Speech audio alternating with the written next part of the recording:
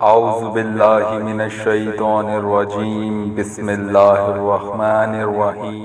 فرمان رسول خدا صلی اللہ علیہ وآلہ وسلم، آنکھوں کے درد کے جیسا کوئی سخت درد نہیں۔ خوف خدا میں رونے والی آنکھوں پہ دوزخ کی آگ حرام کی گئی ہے۔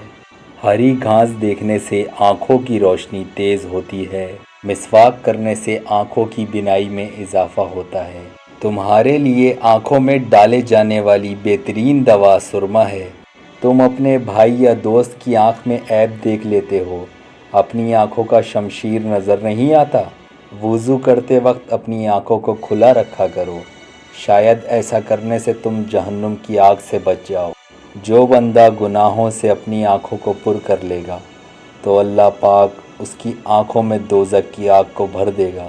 کھانے سے پہلے ہاتھ دھونے سے غربت دور ہوتی ہے، اور کھانے کے بعد ہاتھ دھونے سے جنون یعنی دیوانگی دور ہوتی ہے اور آنکھوں کی بینائی درست رہتی ہے۔ جو شخص ہفتے اور جمعرات کے دن ناخن اور مونچھیں کاٹے گا وہ دانتوں کے درد اور آنکھوں کے درد سے محفوظ رہے گا۔